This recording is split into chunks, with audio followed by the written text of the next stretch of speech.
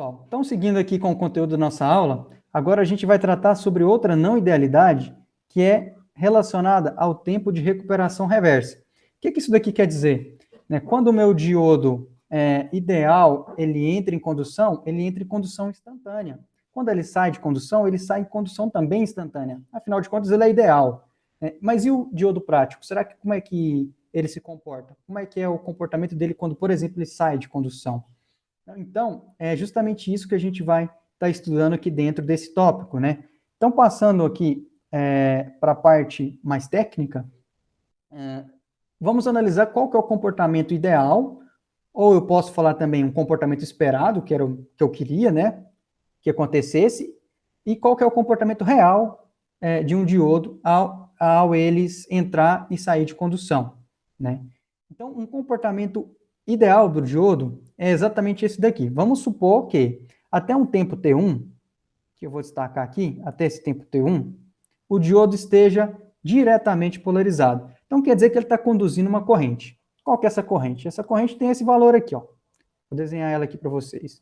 Então, tá aqui, ele tem essa corrente aqui. Ao chegar no tempo T1, esse diodo ele passa a ser reversamente polarizado.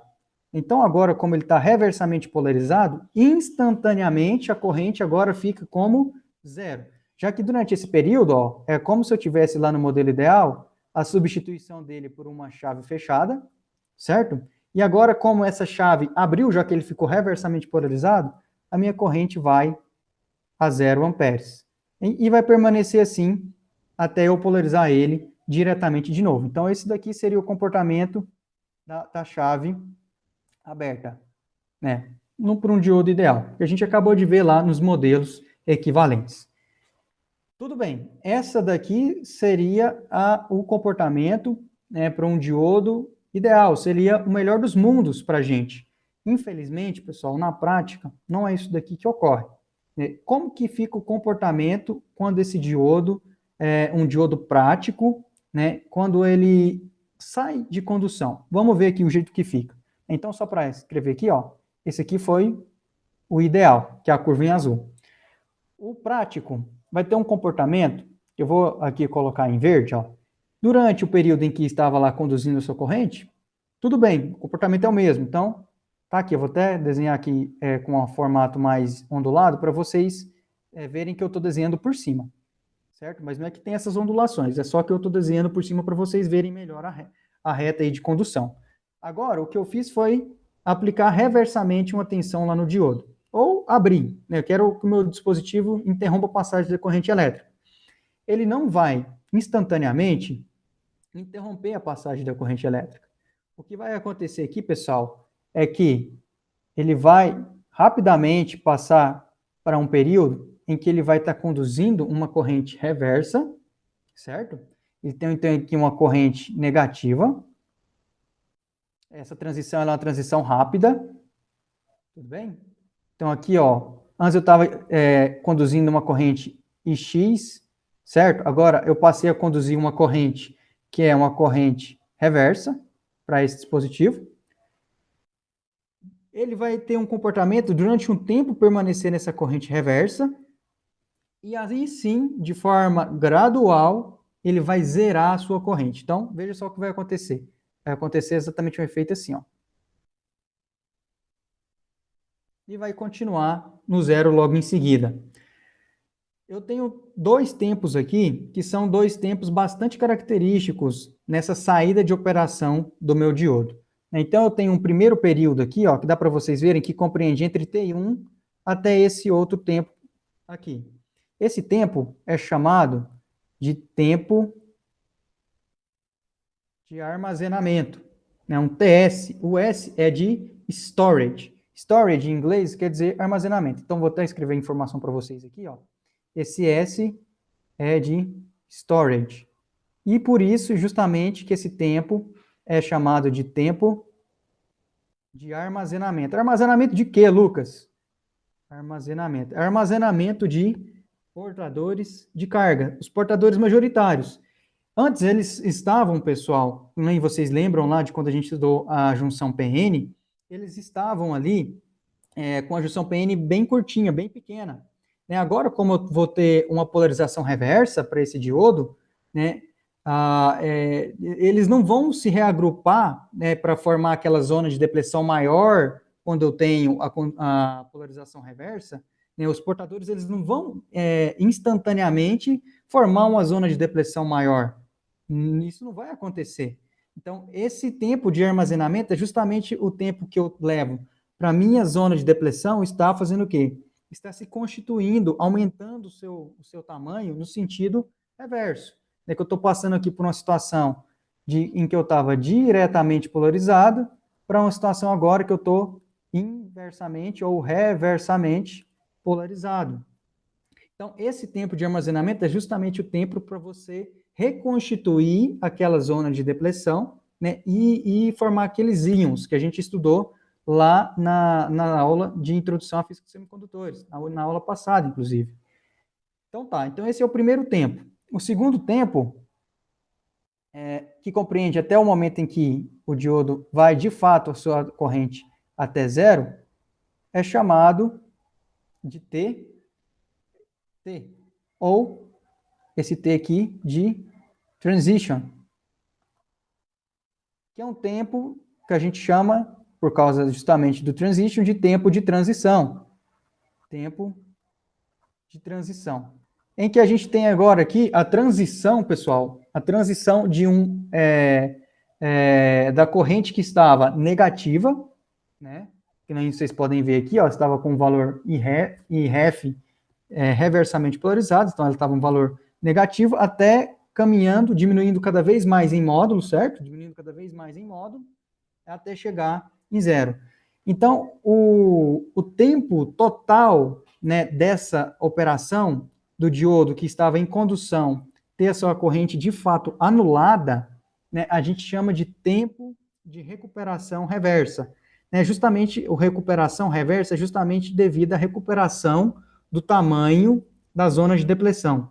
Então, o tempo de recuperação reversa, né, TRR, é justamente a soma do tempo de armazenamento, TS, mais o tempo de transição, TT, certo? Para vocês terem noção, esses tempos aqui, né, esse tempo de armazenamento, ele está ali próximo a 2 microsegundos para diodos convencionais, né? E esse tempo de recuperação reversa ele é muito relevante, conforme vocês podem ver, né, conforme essa não idealidade, né, é muito importante você considerar ela quando você trabalha com dispositivos em elevadas frequências. Então, em elevadas frequências, você deve levar isso daqui em consideração. Inclusive, tem diodos que têm ação mais rápida e tem diodos que têm ação mais lenta. Então, em dispositivos para atuar em elevadas frequências, por exemplo, em telecomunicações, né, você vai estar preferindo para diodos rápidos, né, diodos rápidos, que vai ter uma rápida recuperação reversa. Ou seja, esse tempo total aqui de fazer desse processo, né, de armazenamento e transição, ele vai ser bem mais curto. Isso daí vai ajudar você aí na sua aplicação. Geralmente, tempos com diodos com tempo de recuperação reversa menor, eles vão estar sendo aplicados em potências menores, porque justamente esse tempo ele está intimamente ligado a aspectos construtivos da sua junção PN. Então, fica aí para vocês mais essa informação. Então, aqui só para exemplificar para vocês que, de fato, né, claro, uma figura mais bonitinha do que eu desenhei lá, né, é justamente esse daqui, o comportamento que se espera, né, da corrente direta para um diodo, né, que tracejado para um diodo ideal, e a linha contínua, né, para um diodo prático, né? E, claro, aqui está só mais um resumo aí das informações e apresentadas para vocês de uma maneira mais apresentável do que eu acabei de fazer logo acima aí para vocês.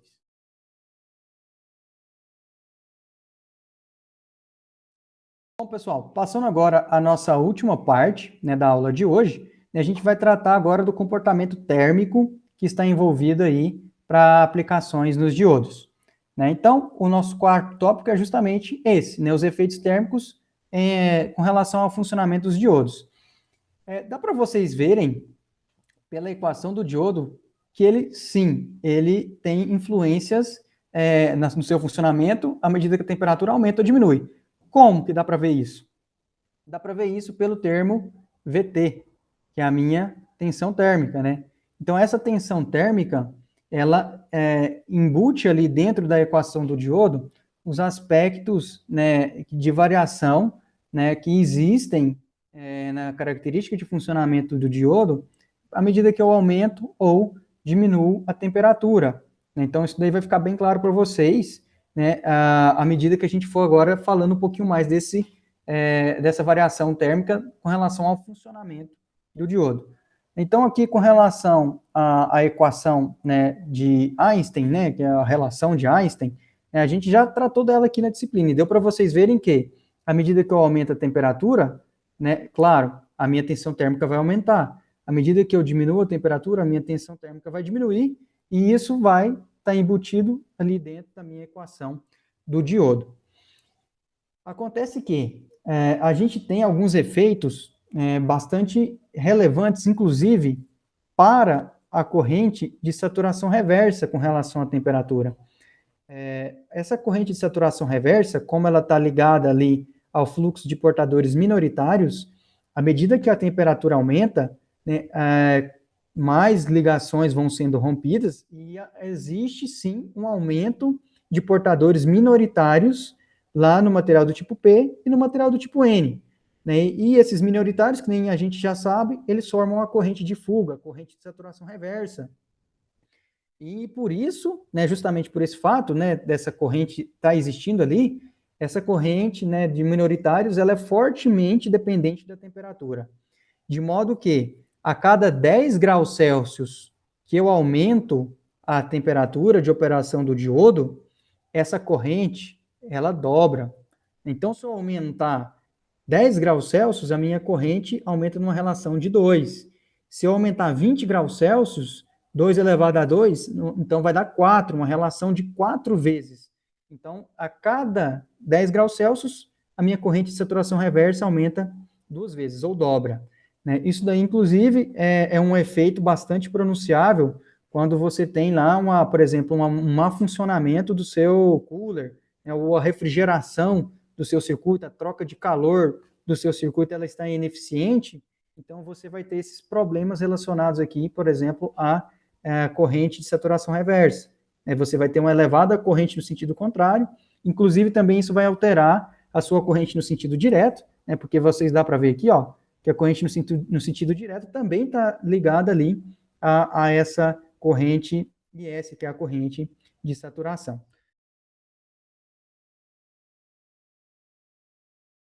Eu trouxe um exemplo para vocês, para a gente fazer aqui juntos, bem rápido, com relação a esse assunto. Então, a corrente de saturação reversa de um diodo de silício é de 0,1 picoamperes. Então, IS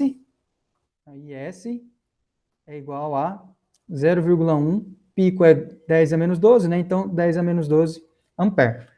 Tudo bem. Isso a 20 graus Celsius. Então, eu posso escrever aqui, inclusive, ó, a 20 graus Celsius, ele tem essa corrente de saturação reversa.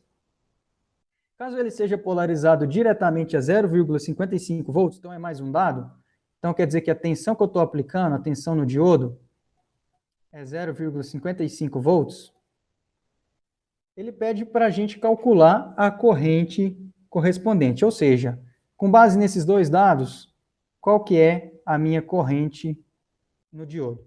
Então, vamos fazer essa primeira parte, depois a gente continua lendo o que ele pede logo em seguida. Então, aqui é a aplicação direta, né, da equação do diodo, ele deu para você os dados aqui embaixo, ó.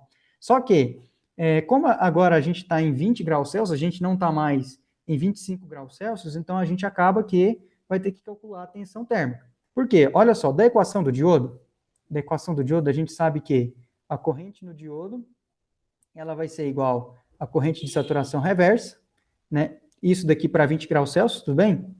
Então, aqui em 20 graus Celsius, então vai ser a corrente de saturação reversa nessa temperatura, vezes a exponencial de VD, que é a tensão que eu estou aplicando no diodo, o fator de idealidade aqui, que foi dado, que é 1, vezes a tensão VT. A tensão VT, ela é 26, na verdade, milivolts, se a gente estiver operando na temperatura próxima à temperatura ambiente, que é de 25 graus Celsius. A gente está a uma temperatura mais baixa, então a gente vai ter que calcular esse VT.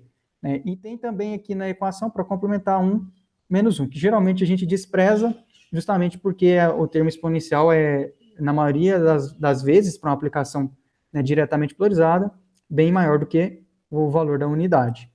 Então, a gente tem que, para resolver, calcular o valor de VT. Para calcular VT, então aqui eu vou passar para o segundo passo, então esse daqui foi o meu primeiro passo. O meu segundo passo, eu vou calcular a minha tensão térmica, que é VT, que a gente sabe, né, que é a constante de Boltzmann vezes a temperatura em Kelvin, dividido pela carga do elétron. Todos esses foram dados aqui no exercício, né? Então, a tensão de Boltzmann é 1,38 vezes 10 a menos 23. A temperatura em Kelvin é 20 mais 273, então vai dar 293 Kelvin, dividido pela carga do elétron, que é 1,6 vezes 10 a menos 19. Bom, pessoal, nas minhas contas, eu encontrei um valor correspondente de VT a 20 graus Celsius de 25,27 milivolts. Então, deu para ver que abaixou um pouquinho aqui a minha tensão térmica, né? Antes era 26 milivolts lá em 25 graus Celsius, então ela abaixou um pouquinho. Então, agora é só substituir esses valores, né? O valor que a gente acabou, então o terceiro passo, é substituir esses valores na equação que a gente vai encontrar o valor da corrente no diodo a 20 graus Celsius. Então, substituindo todos esses valores, eu não vou escrever para a gente ganhar um pouquinho de tempo, mas substituindo esses valores, a gente vai encontrar uma corrente no diodo de 0,283 miliamperes. Então, uma corrente bem baixinha. Né? Isso daqui, então, para 20 graus Celsius. O que o exercício fala para você é para você, logo em seguida, repetir esse processo se a temperatura tiver aumentado para 100 graus Celsius.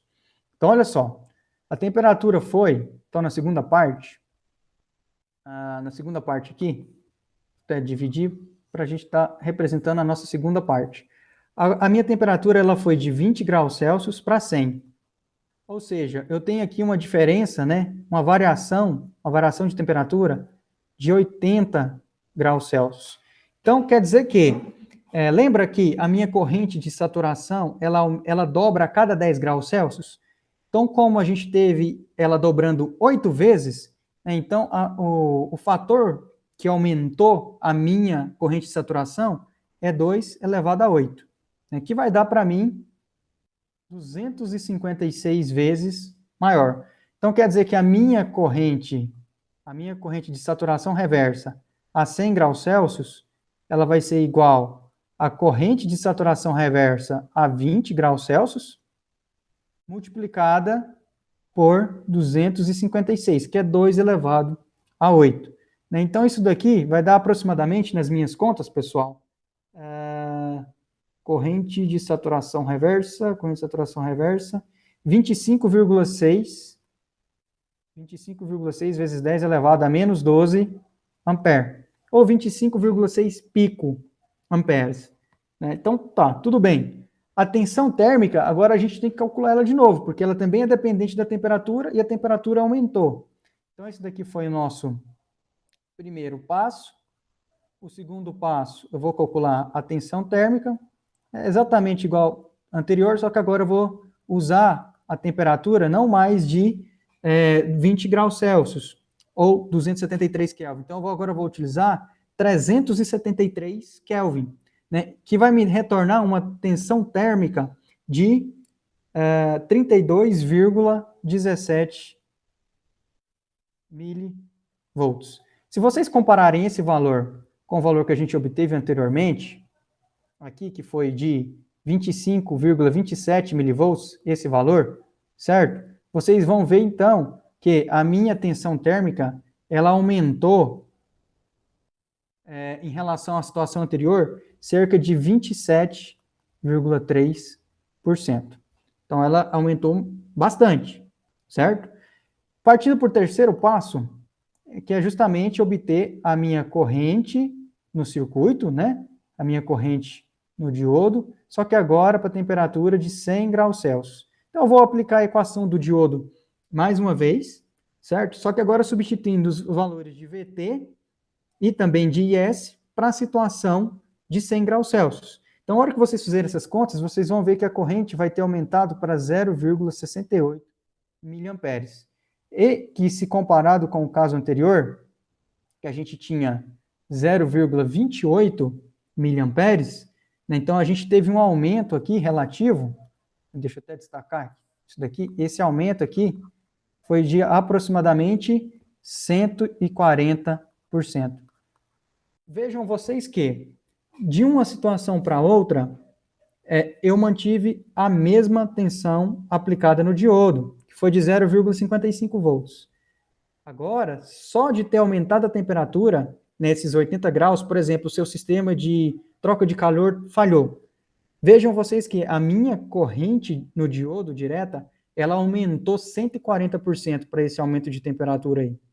Então, isso daqui reflete bem para a gente que, se eu tiver um sistema que não está pensado para atuar em uma determinada faixa de temperatura, eu tenho que impor medidas no meu circuito, né, que limitem a minha temperatura a um certo valor. Né? Para isso que servem os dispositivos de troca de calor. Por exemplo, um cooler. É por isso que existe um cooler no seu computador, por isso que existe um sistema de refrigeramento, por exemplo, em centro de comando de motores, porque a temperatura, sim, ela é uma variável muito importante quando você está tratando de circuitos que envolvem eletrônica. Então, seguindo aqui um pouquinho mais, para a gente ver o comportamento disso na curva e ver a característica. A gente tem aqui, pessoal, ó, o comportamento em azul, para uma curva em azul aqui, que é um diodo a 25 graus Celsius. Ó. O que acontece quando aumenta a temperatura? A minha tensão, né, para uma mesma tensão aplicada no diodo, a minha corrente vai ser muito maior para uma temperatura mais alta. Então, aqui eu estou aumentando a temperatura, estou aumentando T, e para cá eu estou diminuindo T. E estou analisando a resposta nas minhas curvas características.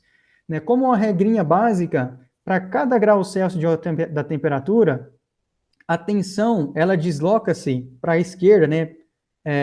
Já no sentido aí de que eu estou levando a temperatura, então a tensão está diminuindo, ela está se deslocando para a esquerda, a curva característica. Então, para cada grau Celsius, essa curva desloca 2,5 milivolts, para a esquerda. Isso daí é relevante para várias aplicações. Pode não ser relevante para aplicações que você tenha grandes correntes, mas para baixas correntes é totalmente relevante. E também você pode ver aqui pelo gráfico o efeito também sobre a corrente de saturação reversa, né? Então, à medida que a minha temperatura aumenta, por exemplo, para 200 graus Celsius, olha só, para 200 graus Celsius, essa curva aqui que eu estou mostrando em vermelho para vocês, né, essa corrente reversa, essa IS, ela é bem maior do que a corrente em azul, né, que eu acabei de destacar aqui agora também, né, porque a corrente de saturação reversa dobra a cada 10 graus Celsius de aumento na temperatura. Então, esses daí elucida para a gente os comportamentos térmicos do diodo. E com base nisso também, a gente dá para conversar sobre as diferenças do diodo de germânio e de silício. A tensão reversa, geralmente, é bem maior para os diodos de silício, né? Lembrando que tensão reversa é justamente esse VBV, né? Geralmente para o diodo de silício é bem maior que o de germânio, e também do arseneto de galho é maior do que o de silício.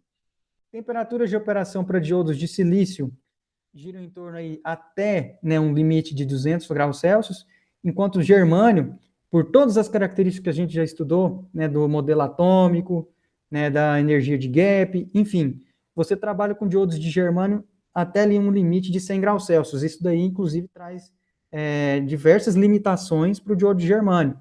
Mas o diodo de germânio, né, ele tem, como vocês podem ver aqui no último tópico de mobilidade, uma mobilidade bem maior. Então, ele é mais adequado para aplicações em altas frequências, em que a velocidade dos portadores deve ser ágil, deve ser rápida. Né? Então, o diodo de germânios ainda assim continua utilizado por causa disso. né? E a queda de tensão direta, né, também é uma consequência lá do modelo atômico, né, de cada um desses materiais, né? A queda de tensão direta no diodo de silício é 0,7 volts e de germânio está ali próximo de 0,3 volts.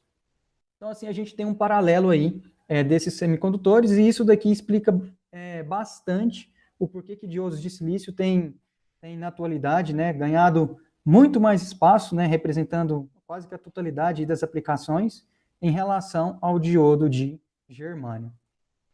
E isso também responde a nossa última questão-chave, pessoal, né, que é como que se dá a influência da temperatura sobre o dispositivo, né, de modo que a gente viu que ela vai alterar, né, a curva característica IV, né, do seu dispositivo, do seu diodo, né, à medida que a temperatura sobe, a sua tensão para uma mesma corrente ela diminui, né, ou também pode se pensar o contrário, né, que a corrente está aumentando, né, para uma mesma tensão aplicada, e também a corrente de saturação reversa se eleva bastante para temperaturas elevadas. Inclusive, pode se tornar um problema para você essa corrente de saturação reversa elevada.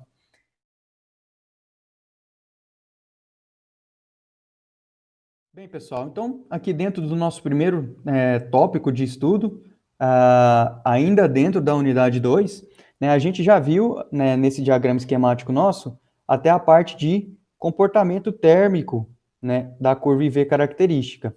A gente ainda vai ver, inclusive na aula de hoje, a interpretação de datasheets e os tipos especiais de diodo, começando com o encapsulamento, que vai vir antes aqui da análise dos datasheets. Então, já iniciando aqui com o nosso quinto tópico, né, da unidade 2, né, tratando sobre os encapsulamentos. Lucas, até agora você falou de diodo, a gente já viu como que ele funciona diretamente, reversamente polarizado, a gente já conhece a característica da curva IV, enfim, eu conheço praticamente tudo do dispositivo, mas só que eu ainda não vi um diodo na prática. Então, eu trouxe para vocês aqui a foto de 3 diodos bastante comuns que a gente encontra na prática, né? Um N4148, é um diodo de sinal, um N914 e também um diodo bastante utilizado em retificação, que é um N4007. Então, ele vai ter esse aspecto aqui na prática. Esse é um dispositivo pequeno, né?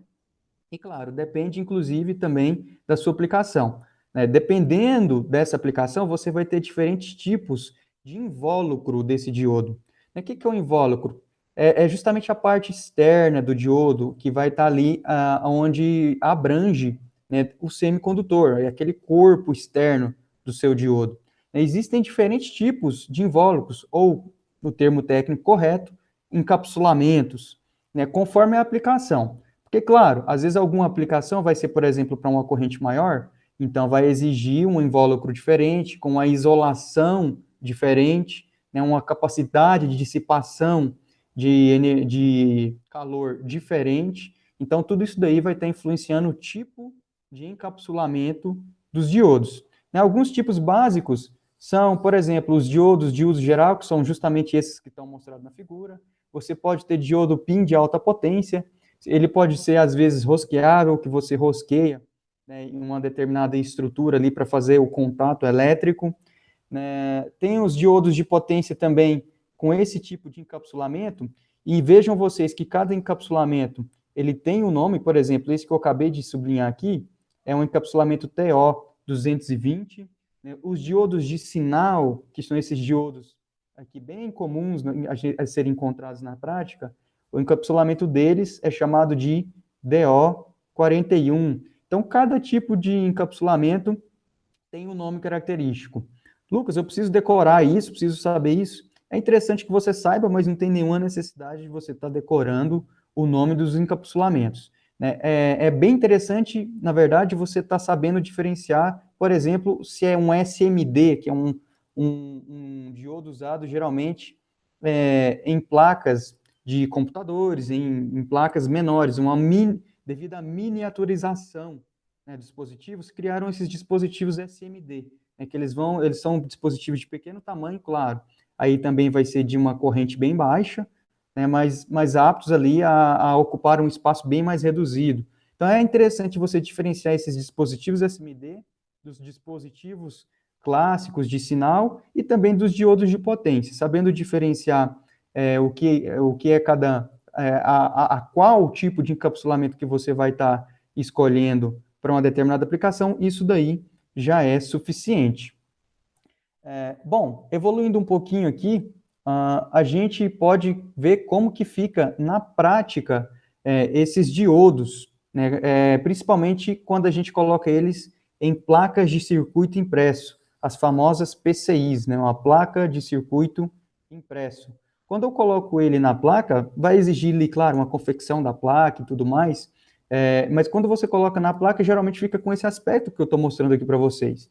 Vou até mudar minha cor para indicar melhor. Por exemplo, aqueles diodos de sinal que eu acabei de mostrar para vocês, um N41, 48, por exemplo, olha só o jeito que eles ficam aqui, ó, na plaquinha, na sua PCI, na placa de circuito impresso. Eles ficam bem próximos disso.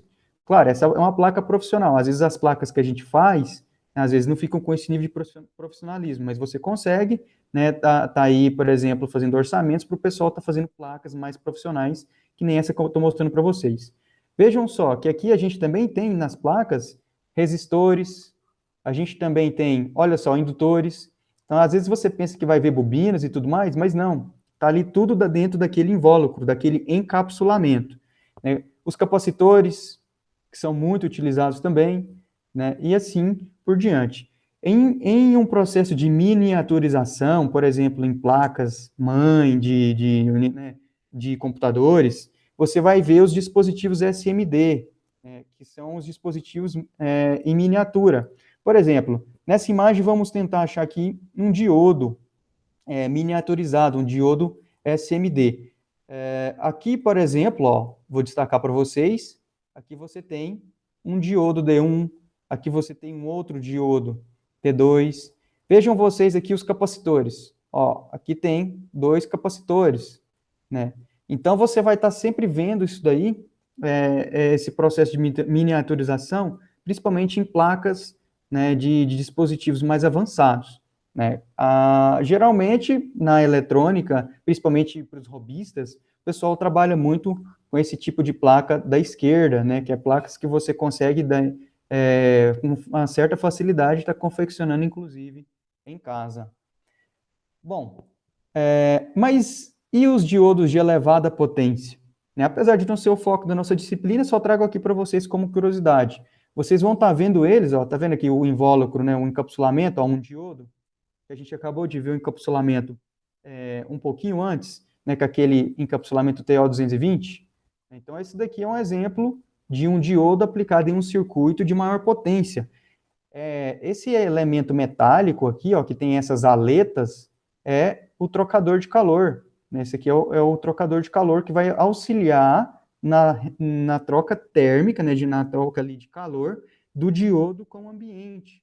Né? Fazendo o quê? Fazendo com que ele se resfrie, né, e tenha a sua temperatura um pouco mais controlada. Porque a gente já viu que temperatura em eletrônica é problema se você não tiver um certo controle.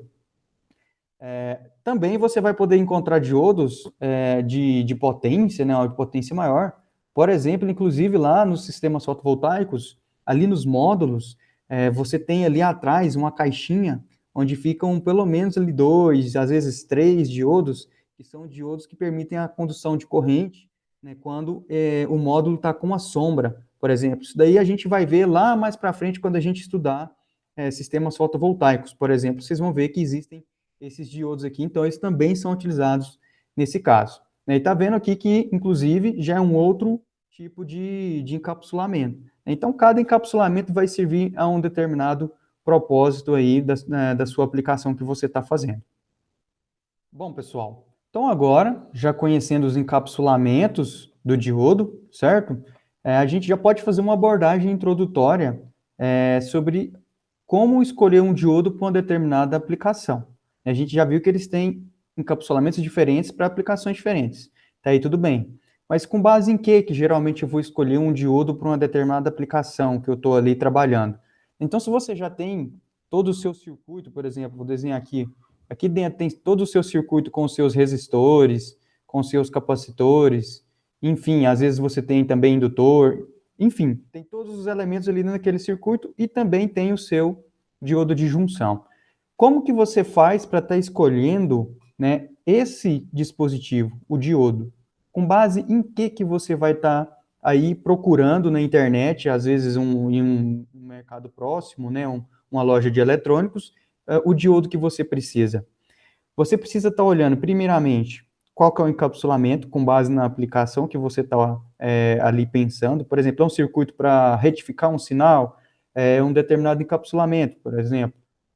É um diodo de potência, o encapsulamento diferente. Não, agora eu estou trabalhando com a placa de circuito impresso, uma placa bem pequena, então eu vou ter que usar um diodo SMD. Então, isso daí já vai te direcionando para certos modelos de diodos a serem usados, né? Então, a segunda coisa é, qual que é a corrente que esse diodo vai conduzir nesse circuito? Então, com base nos seus cálculos, na sua análise do circuito, você já sabe qual que é a corrente que está passando por aquele diodo, né? Então, com base nessa corrente, também você vai poder estar escolhendo o diodo para aquela aplicação. Em algum momento, o seu diodo ele vai estar sujeito a alguma tensão reversa? Se sim, qual que é a máxima tensão reversa que esse diodo deve, né, suportar ali dentro do seu circuito? Ela é de 10, ela é de 15, de 100, ela é de 500 volts? Qual que é essa tensão? Qual que é esse limite? Você não quer, provavelmente, né, na maioria das aplicações, que o seu diodo entre em condução reversa. Então, você deve escolher um diodo que tenha uma tensão reversa acima, inclusive com uma faixa de segurança, né? Acima daquela máxima tensão presente no seu circuito, né, quando ela está ali reversamente sendo aplicada no diodo. Segundo, esse diodo ele vai estar atuando sob uma condição de temperatura que é controlada, ou vai haver ali um dissipador, um trocador de calor, ou não, esse diodo ele vai estar sendo utilizado ali em uma plaquinha sem ventilação, né, e você sabe que a temperatura vai ser alta, enfim, tudo isso você deve levar em consideração, né, porque com base na variação de temperatura que o seu dispositivo está sujeito, você vai também, às vezes, ter que mudar o diodo que você está escolhendo. Por fim, qual que é a máxima queda de tensão direta que você está aceitando, né, dentro desse projeto que você está realizando? Às vezes, essa queda de tensão de 0,7 ou de, às vezes, 1 volt que o diodo está te dando, não é nada significativo para o seu circuito e sem problema algum. Às vezes, não. Às vezes, você precisa ali de uma precisão muito grande, né, e nesse caso, às vezes, você vai precisar de um diodo com a queda de tensão menor. Então, isso também vai estar direcionando você a uma escolha adequada de qual diodo que você vai utilizar. Então, aqui tem, mais uma vez, duas fotos, né? Um diodo, né, geralmente utilizado na retificação, né, como em retificadores, que a gente vai estar, inclusive, discutindo aí nas próximas aulas do curso, né, e também diodos SMD. Cada um desses, claro, é voltado para um tipo de aplicação específica, né? Para ficar ainda mais prático e claro esses conceitos, eu trago para vocês aqui uma parte importante que quem estuda eletrônica deve conhecer, que são justamente os datasheets, né? Como que você faz a leitura de um datasheet. Vocês, quando forem aí estudando ou fazendo práticas de laboratório, vocês vão ver que uma série de diodos, né, chamada 1N4000, essa série ela é bastante utilizada, justamente porque são diodos versáteis, diodos aplicados aí em várias áreas da eletrônica, né? Então, eu trouxe aqui para vocês, como exemplo, né, justamente um datasheet de diodos dessa série 4000. A gente começa desde o 1N4001, né, e vai até um N4007. Então, vamos lá, vou tentar ajudar vocês aqui a aprender como está interpretando e encontrando os dados nos datasheets dos diodos. Né? A primeira coisa, você vai ver o tipo de encapsulamento desse diodo. Eu vou tentar aqui marcar de cor diferente. Ó. Esses diodos da série 1N4000 são diodos com tipo de encapsulamento DO41, certo? Geralmente, eles trazem no início dos datasheets também algumas características gerais desses dispositivos. A maioria dos datasheets são assim. Então, ele tem uma queda de tensão no caminho direto, por exemplo. Né? Eles trazem a característica de temperatura máxima para quando você for ali ajustar o seu ferro de solda para não estar danificando o seu diodo. Ele traz como característica também uma baixa corrente de fuga do seu dispositivo, e assim por diante. Ele traz aí mais algumas características para você. Ele geralmente também traz aplicações típicas desse dispositivo, né? Conforme eu disse para vocês, é utilizado bastante em retificação, né, em fontes, na construção de fontes de corrente contínua, né, em roda livre. Roda livre é justamente um efeito que você usa o diodo para ele conduzir a corrente, desviando ela de um indutor, porque o indutor ele não aceita variação instantânea de corrente e pode estar causando efeitos de faiscamento quando você tenta rapidamente interromper a corrente. Então, o diodo de roda livre evita esse efeito de faiscamento, né, e faz com que a durabilidade dos seus dispositivos ali seja maior. É também usado nessa aplicação, em conversores, inversores, enfim. Né, ele é bastante versátil, esse diodo. Aqui, na esquerda, a gente pode ver algumas características primárias que, geralmente, inclusive, são talvez as mais relevantes para o seu dispositivo. A primeira delas é a corrente média que esse dispositivo está apto a conduzir. Vejam vocês que ele não fez uma separação entre um N4001 e um N4007, ou seja, todos esses diodos aqui estão aptos a conduzir essa corrente média, uma corrente de 1 ampere aqui no caso. A tensão reversa máxima, tensão repetitiva reversa máxima, que é justamente o que ele está usando aqui para VRRM, né, ela sim, aí sim vai depender do seu diodo que você está usando, do modelo. Desde o N1, N4001 até o N4007 vai ter diferentes valores, que a gente vai ver aqui logo em seguida. A tensão, a queda de tensão de caminho direto, né, ou talvez poderia chamar também tensão de joelho desse diodo, é justamente 1,1 volt. Então, quando você estiver utilizando qualquer um desses diodos, a queda de tensão que você vai usar nas suas contas para se tornar ali, trazer esse modelo, né, desse diodo prático para o seu circuito, você deve usar ali um VK, uma tensão de joelho, de cerca de 1,1 volt. Isso daí é um dado do fabricante. A corrente reversa que está aparecendo nesse dispositivo, esses dados para 25 graus Celsius, é de 5 microamperes. Né? Então, para a maioria das aplicações, essa corrente é uma corrente mínima e ela não vai fazer qualquer diferença no seu circuito. Então, mas claro, às vezes se você for trabalhar com microeletrônico, com uma grande precisão, às vezes essa corrente ela vai sim ter que ser levada em consideração, e às vezes esse vai ser até um impeditivo de você estar escolhendo ou não um desses diodos aqui da série um N4000. Bom, aqui a gente tem características máximas, e vejam vocês que sempre ele destaca a operação por uma determinada temperatura. Conforme a gente já sabe, a temperatura é um fator importante aqui na eletrônica, né? Então, o que ele vai discriminar aqui para você é a tensão repetitiva reversa máxima para cada um dos diodos da série 1N, começando desde o N4001 até o 4007. Por exemplo, um N4007, ele pode ter uma tensão repetitiva reversa máxima de até 1000 volts, até de 1 kV. Já um N4001, ele é preparado, né, para ter uma tensão ali de ruptura de cerca de 50 volts. Então, se a sua máxima tensão reversa exceder 50 volts, esse dispositivo, um N4001, ele vai passar a conduzir a corrente no sentido reverso, e nem a gente já andou tratando aqui na nossa disciplina. Bom, todos eles estão aqui, conforme a gente já viu, com a capacidade de condução de corrente de 1 ampere, né? Os dados principais são esses, e também aqui, estão aptos a estar trabalhando em temperaturas, numa faixa grande, aí de menos 50 até 150 graus Celsius. Você vai ter também características mecânicas, não é o nosso foco, então eu não vou comentar sobre elas agora nesse momento. Mas estão aqui disponíveis, caso vocês queiram dar uma olhada, é só estar baixando esse datasheet lá na internet.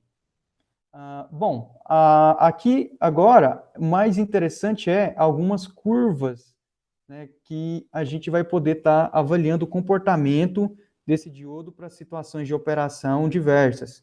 Por exemplo, essa figura 1, ela traz para a gente aqui, né, o ajuste que deve ser feito na corrente direta, né, na capacidade de condução desse diodo, à medida que a temperatura está variando.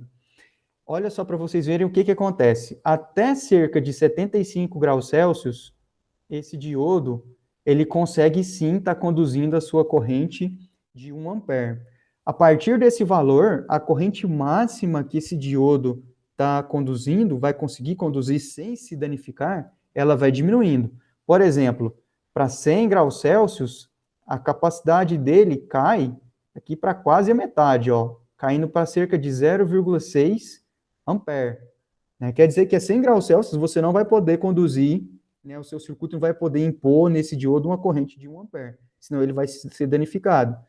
Justamente por quê? Porque você está levando em consideração aqui todos aqueles efeitos da curva, na verdade, da temperatura na nossa curva característica do diodo, e também na capacidade de dissipação de calor desse dispositivo. Então, isso daqui fica bem claro, né, a capacidade que a gente tem de condução de corrente em função da temperatura. A maioria dos datasheets vai trazer alguma curva semelhante, né, provando aqui para vocês que temperatura, sim, é algo que a gente tem que estar sempre tomando cuidado aqui na eletrônica. Bom, falando um pouquinho mais sobre alguma outra curva interessante aqui, por exemplo, tem várias outras, depois se vocês quiserem, dê uma olhada com calma, tem efeitos de capacitância, que a gente não comentou na nossa disciplina aqui, mas é uma não idealidade, existem capacitâncias internas dentro do diodo. Mas um efeito aqui que eu gostaria de destacar para vocês é justamente o comportamento da corrente reversa, né, que é aquela corrente que a gente sabe que é uma corrente geralmente indesejada, né, a sua corrente reversa lá no diodo, em função da temperatura de operação. Vejam vocês que a corrente reversa, né, claro, ela ela aumenta conforme você aumenta aqui a tensão reversa aplicada, então aqui é em porcentagem, né, por exemplo, lá para um N4001, a gente viu que a tensão reversa máxima, né, a VRRM, tensão reversa máxima, era de 50 volts. Então, isso daqui, por exemplo, seria em porcentagem desses 50 volts. Né? À medida que você vai caminhando, caminhando para a sua tensão reversa máxima, é claro que a sua corrente ela vai aumentando um pouquinho. A gente considerou, na nossa análise, que era uma reta, né? Quando a gente desenhou a curva característica do diodo, a gente desenhou isso como uma reta. Vou até mudar de cor aqui para ficar fácil de vocês visualizarem. A gente... Opa, não mudou a cor, deixa eu escolher a cor correta aqui. Ele apagou tudo. Vamos lá. Estamos apanhando um pouquinho da caneta, mas faz parte. Então, desenhando aqui novamente o gráfico. Quando a gente desenhou a corrente de saturação reversa, a gente desenhou ela como se fosse uma reta aqui, né? Mas, na verdade, o comportamento prático não é uma reta. O comportamento prático, ele tem uma certa... Na verdade, é uma reta, mas é uma reta inclinada. Ele tem uma certa inclinação. Ou seja, à medida que a minha tensão reversa, ela aumenta, né? Claro, a corrente no sentido reverso também aumenta um pouquinho. Então, é justamente esse efeito que está sendo mostrado aqui. E ele é mostrado para diferentes temperaturas. Vejam vocês que, à medida que eu aumento a temperatura de operação, né, nesses três casos aqui, eu tenho para 25, para 100 e para 150 graus Celsius, o que acontece com a minha corrente reversa máxima para uma mesma tensão aplicada? Ela aumenta muito.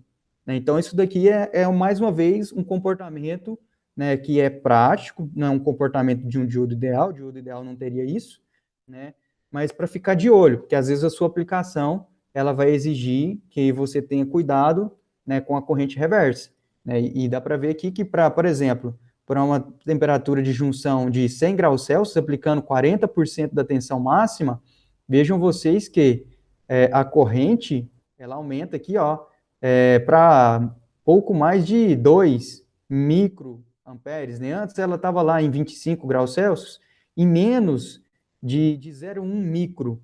Então, é um salto elevado nessa corrente, e isso pode ser importante para o seu projeto. Então, fiquem atentos a esses casos, né? Inclusive, também é uma forma da gente estar aqui trabalhando na leitura dos datasheets e vendo como que é o comportamento do diodo, né, à medida que você tem essas não idealidades envolvidas. Aqui, no caso, um comportamento térmico. Bom, seguindo aqui, você vai ter, caso você queira montar a sua plaquinha, você vai ter lá as características mecânicas, né, as características mais de medida, de tamanho do seu dispositivo. Às vezes é raro acontecer, mas às vezes não tem, por exemplo, no software que você está utilizando para estar montando o seu circuito na plaquinha lá de PCI, né, para depois estar correndo, enfim. Se não tiver, você consegue criar, né, na maioria dos softwares, uma biblioteca, né, e incluir esse dispositivo lá na sua biblioteca.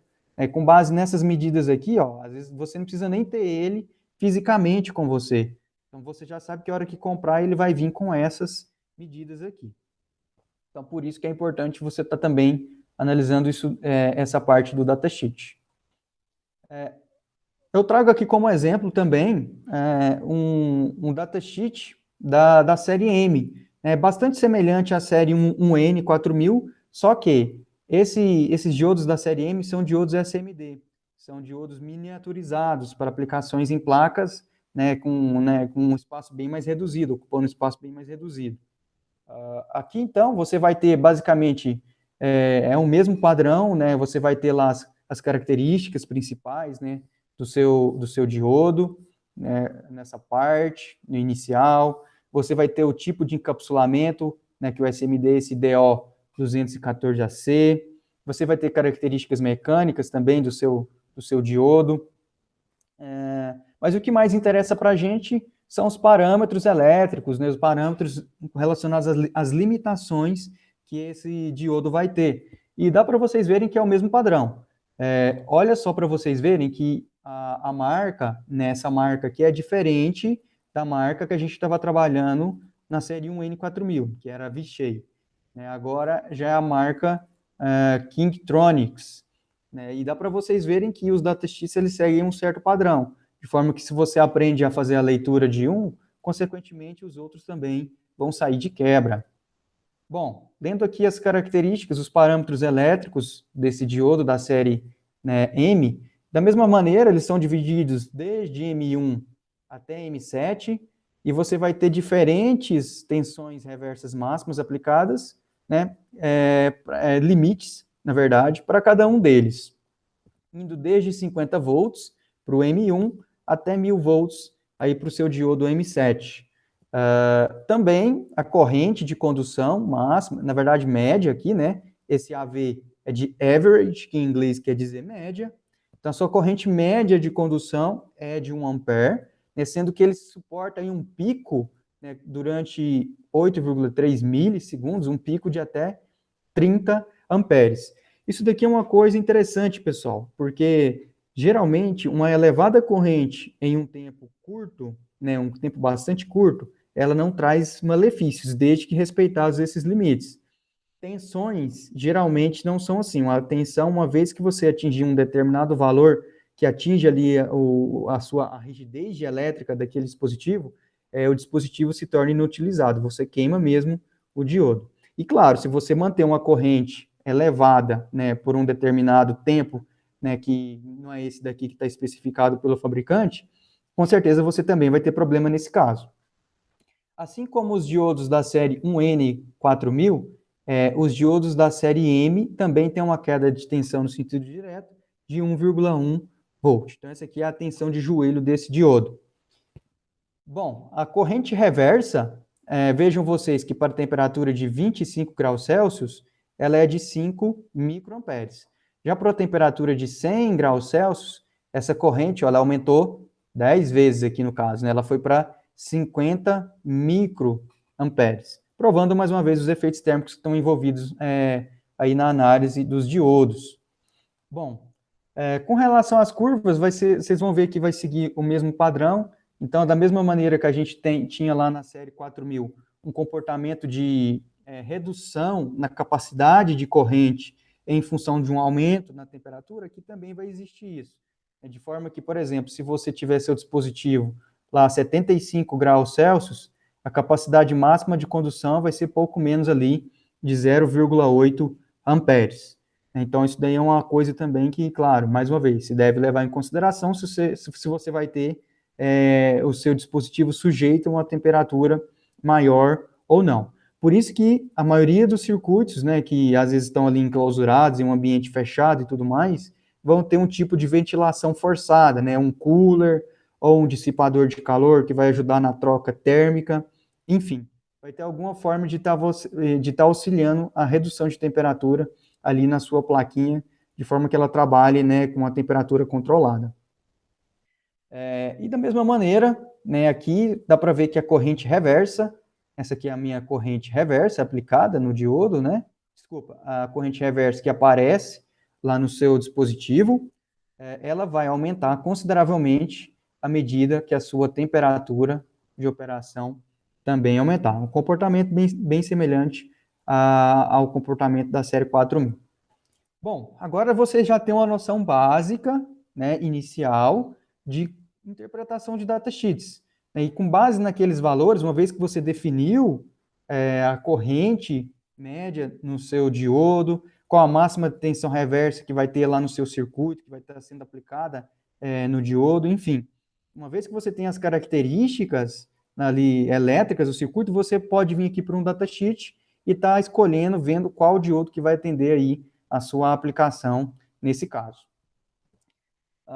Bom, então quais que seriam, depois desses, né, os próximos passos em um projeto que envolve ali o uso de diodos? Você vai ter que estar fazendo um projeto de proteção, geralmente com utilização de fusíveis, né? Os fusíveis vão estar protegendo o seu circuitinho, os seus dispositivos ali, resistores, enfim, todo o conjunto de elementos que você está usando contra um possível curto-circuito, né? Então isso daí também é projetado. Você com certeza vai fazer uma simulação computacional utilizando algum software, ou que você adquira, ou algum software livre, né, para estar avaliando o comportamento do seu circuito e às vezes fazendo algum ajuste antes de partir para o terceiro passo, que é justamente o projeto da placa de circuito impresso. Porque a hora que você vai para a placa de circuito impresso, para fazer o projeto dela, você já tem que saber ali os elementos certos que você vai utilizar naquele circuito. Para saber, inclusive, a disposição melhor, né, às vezes pensar no espaço do dissipador de calor, enfim, tudo isso você vai ter que pensar no momento de estar fazendo a sua plaquinha. Uma vez que já tem essa parte pronta, você já pode, inclusive, também fazer o orçamento dos componentes, né, vendo aí, claro, aqueles preços que são mais favoráveis para você, né, e fazer a compra. Em seguida, você já pode estar também, inclusive, fazendo a sua, confeccionando a sua plaquinha. E aí existem diversas técnicas, né, que não é o objetivo da nossa disciplina estar tratando sobre isso, mas se você ficar curioso, pode pesquisar no YouTube técnicas de fabricação de placa de circuito impresso e vocês vão ver lá que existem diversos modos de estar fabricando as plaquinhas.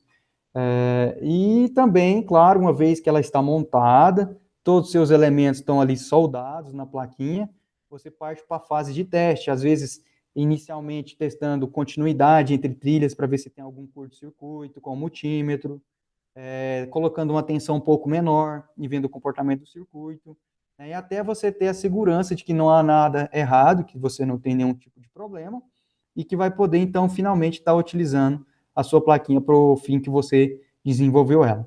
Então, conforme eu disse para vocês, tudo isso que a gente tratou agora, né, nessa aula, foram todas características práticas, características, né, que você, assim que for estar colocando a mão na massa, pegando e projetando algum circuitinho que tem o diodo, você vai se deparar com essas necessidades aí de avaliação de temperatura, de máxima corrente, enfim, de tensão reversa máxima que pode ser aplicada no seu dispositivo, e escolher também adequadamente o dispositivo e o encapsulamento lá para a sua aplicação. Tudo isso são características de projeto, né, e bastante práticas. Bom, pessoal, então aqui iniciando o nosso sexto tópico da unidade 2, né, falando sobre os testes de diodos com o multímetro. Às vezes você compra os diodos aí no mercado, né, numa loja de eletrônicos, e quer testar, ver se ele está realmente funcionando antes de você inserir no seu circuito. Né? Como que você faz isso? Ou às vezes, né, existe um diodo ali na sua própria plaquinha e você quer saber se ele está danificado ou não. Às vezes você está em busca de encontrar algum problema ali na plaquinha, né, e é possível você estar fazendo os testes e verificando se esses diodos estão em boa condição de funcionamento ou não. Então, os multímetros, geralmente vêm com uma função que é chamada teste de diodo, e ela geralmente fica ali junto com a função de continuidade. Em alguns casos, você vai ter que estar apertando algum botão para estar selecionando o teste do diodo. Mas, enfim, desde que o seu multímetro tenha essa possibilidade de estar fazendo esses testes, né, é possível você realizar ele tanto para ver se ele está conduzindo no sentido direto, quanto para ver se ele está bloqueando no sentido reverso.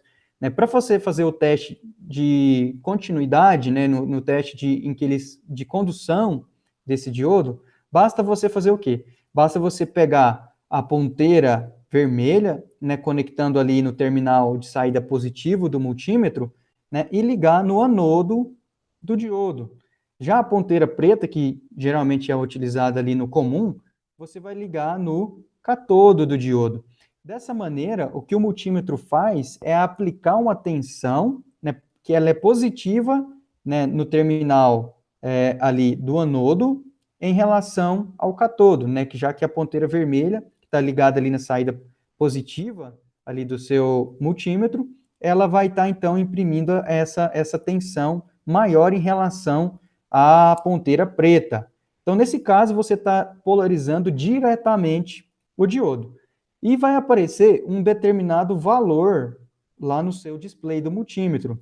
E esse valor é justamente o valor da tensão de joelho que esse dispositivo que você está medindo ali tem.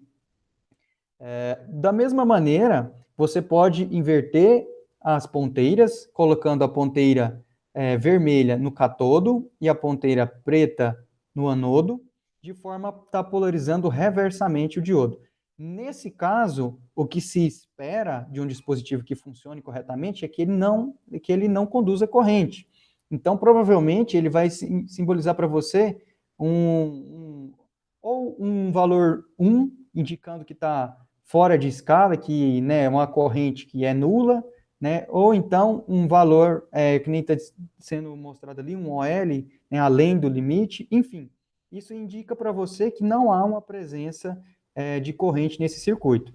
Se por acaso você tiver nesse teste, né, a passagem de uma corrente, né, e às vezes aqui tiver uma identificação de um valor próximo a 0 volts, né, quer dizer que esse diodo não está bloqueando a corrente no sentido reverso, e que ele está, claro, danificado. Esse diodo ele está inutilizado, você pode descartar ele.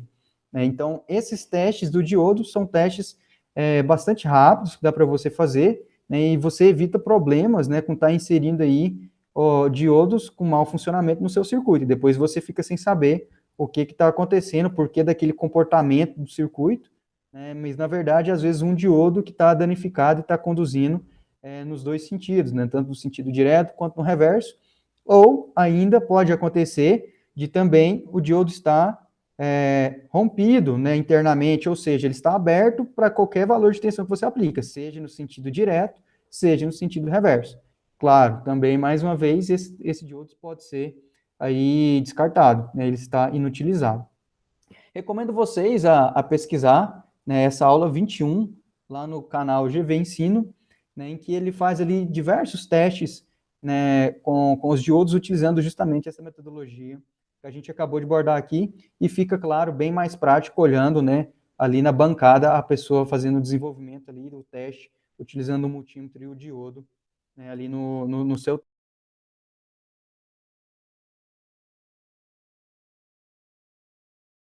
Bom, pessoal, então agora a gente está entrando dentro do nosso último tópico na unidade 2, que é justamente os tipos especiais de diodo. Vejam vocês que a gente já avançou bastante aqui, a gente já conhece toda a característica de funcionamento do diodo, né, as suas idealidades e não idealidades, ou seja, o funcionamento prático desse dispositivo. Enfim, agora a gente já pode estar evoluindo e vendo outros tipos de diodo, né, que o diodo é um dispositivo tão importante que teve vários outros, né, que vieram aí a partir do estudo, né, dessa junção semicondutora que forma o diodo. Então, agora vamos estudar tipos especiais de diodo, sendo que o primeiro deles, e talvez um dos mais conhecidos, é justamente O LED. LED, para quem não sabe, é a abreviação para diodo emissor de luz, né? E os LEDs, pessoal, também são constituídos de junções PN, que são junções semicondutoras, né? Que tem lá a dopagem, enfim, passa por todo aquele processo que a gente já viu nas aulas passadas. Acontece que silício e o germânio, eles não têm características, né, de luminosidade, né, em um espectro visível, de forma que eles não são aproveitados, né, semicondutores aproveitados, para estar desenvolvendo aqui dispositivos emissores de luz, como os LEDs, por exemplo. Então, você vai ter ali um determinado material relacionado a uma determinada cor dentro do espectro visível. E como que acontece essa emissão de luz no LED? Se vocês bem se recordam, eu disse para vocês que pode acontecer, né, em um diodo, e na verdade em uma junção PN, pode acontecer aquele processo chamado de recombinação. A recombinação é justamente o processo de um elétron, né, que estava na banda ali de condução, né, encontrar uma lacuna, ser atraído por ela e adentrar dentro dela. E vejam vocês que a banda de condução, ela tem um nível energético superior à banda de valência. Ou seja, os elétrons, né, na banda de condução estão em um nível superior de energia. O que isso quer dizer? Quer dizer que quando ele volta e adentra essa lacuna, ele perde energia. Essa energia em dispositivos de silício e germânio, ela é, na maioria das vezes, perdida na forma de calor, de forma que eu não aproveito ela para luminosidade, porque não está dentro do espectro visível para o olho humano. Já dependendo dos tipos de outros tipos de material, você consegue fazer com que esse processo de recombinação ele libere energia não só na forma de calor, mas na maior parcela na forma luminosa. Então, uma vez que ocorre esse processo de recombinação, né, e ele pode acontecer tanto na sua camada N quanto na sua camada P, né, você consegue estar aproveitando, né, essa dissipação de energia na forma luminosa, na forma de fótons, né, as fótons relacionados ali à luz, e dentro do espectro visível. Para dar alguns exemplos para vocês, olha só, aqui eu trouxe alguns semicondutores, né, que estão aqui simbolizando as cores respectivas, né, na construção dos LEDs. Dá para vocês verem, por exemplo, aqui que a cor vermelha, ela é feita, né, a partir do uso desses três elementos, que são o galho, o arsênio e o fósforo. E uma outra característica interessante, vejam vocês que o LED vermelho, ele necessita ali de uma tensão mínima a ser aplicada nele para que ele, né, tenha esse processo de recombinação iniciado ali, de no mínimo 1,8 volts. Né? E a luz vermelha, ela está aqui, ó, dentro, claro, do espectro visível, que a gente consegue ver a cor vermelha. A gente não consegue ver cores na faixa infravermelha e também na faixa ultravioleta. Os primeiros dispositivos LED que a gente conseguiu estar fabricando foi justamente esses mais próximos da faixa infravermelha.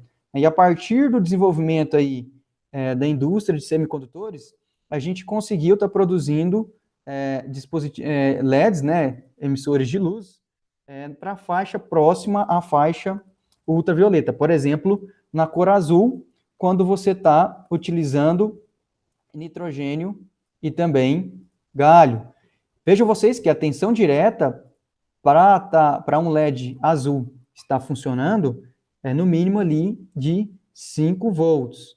E os LEDs, pessoal, eles também têm como você está identificando o anodo e o catodo do LED. Geralmente, eles vêm com um chanfro, e esse chanfro ele está relacionado ao catodo do LED.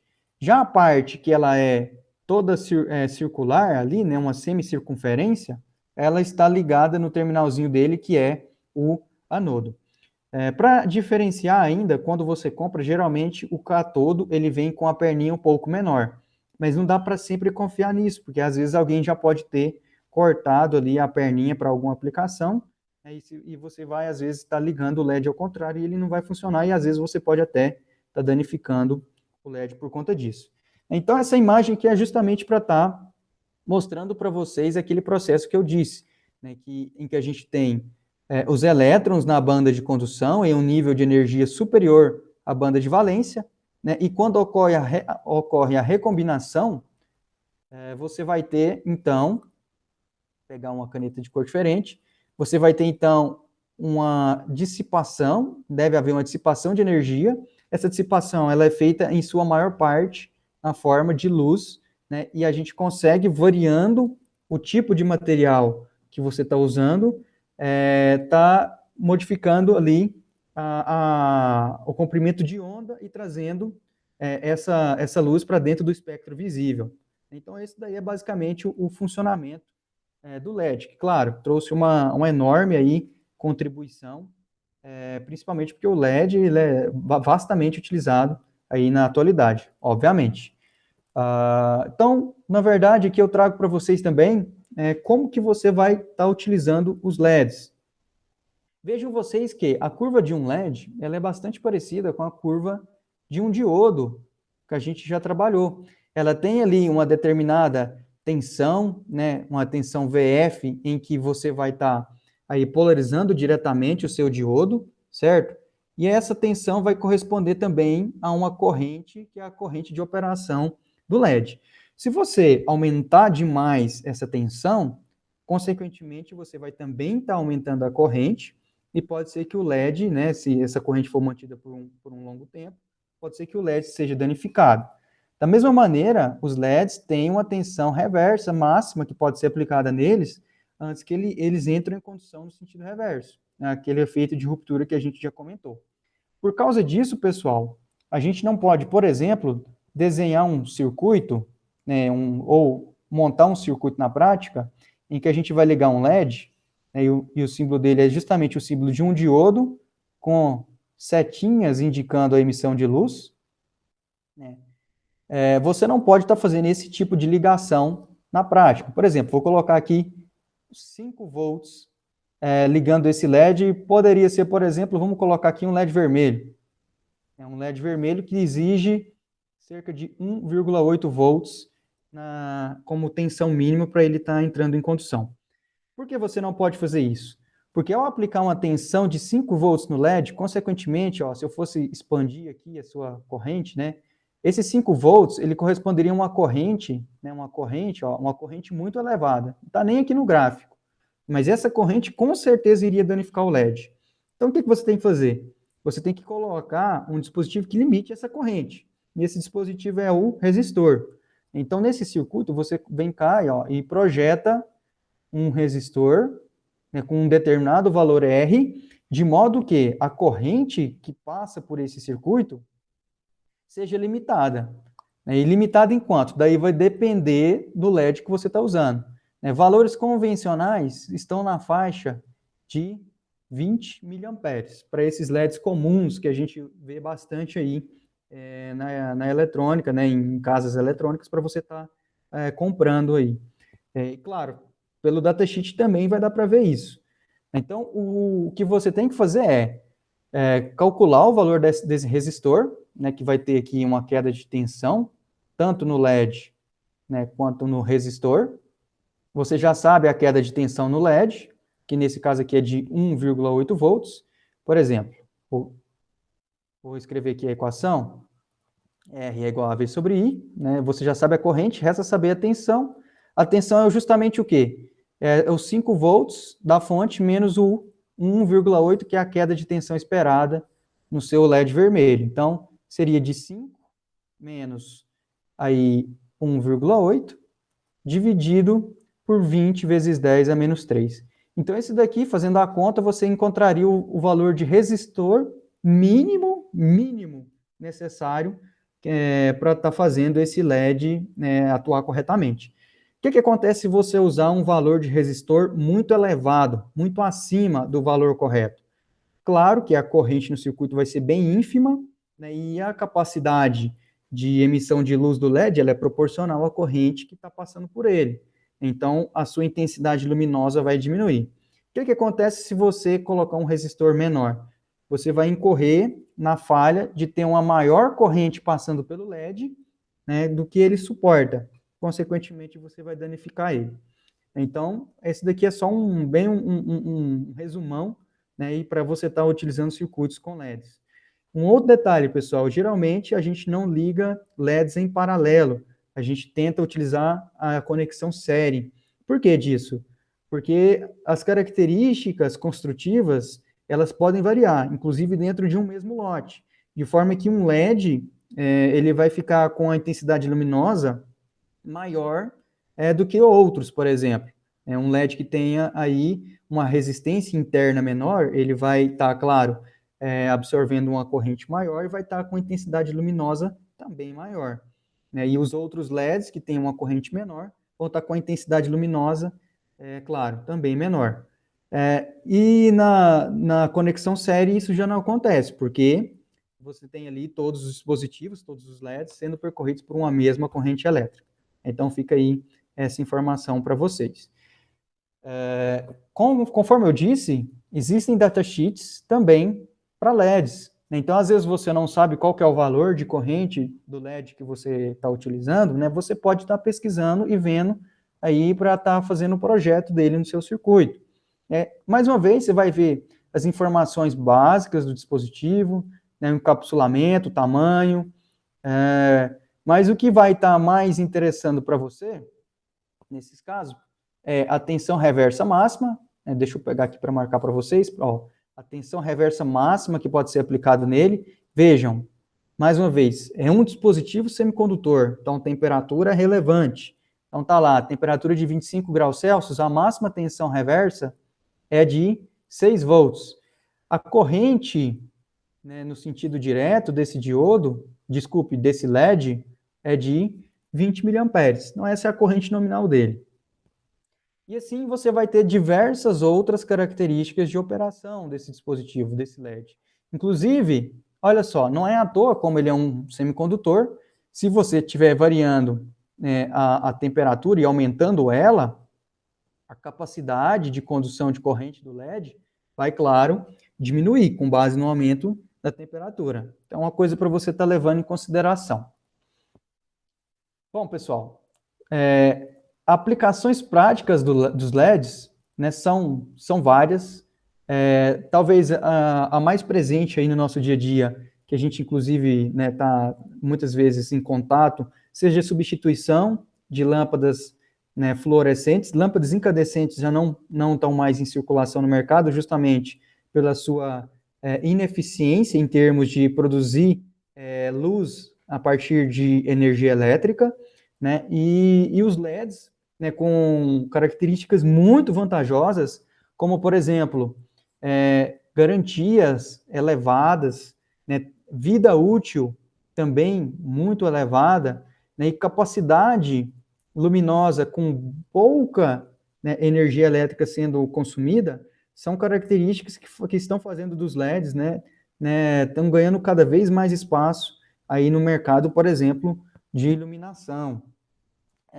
Também em artigos, né, em carros, em veículos, né, o LED já é algo, né, que indica ali modernidade nos veículos, então vários veículos já vêm com iluminação LED.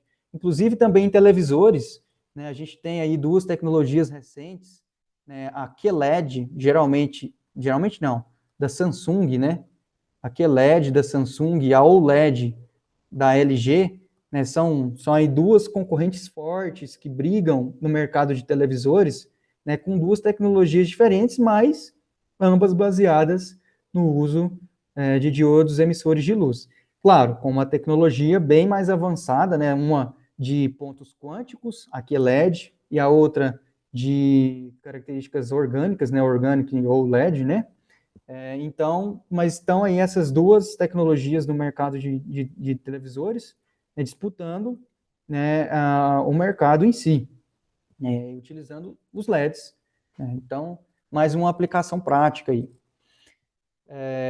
Falando de um outro tipo de diodo, existem os fotodiodos, que é justamente o quê? O contrário do LED.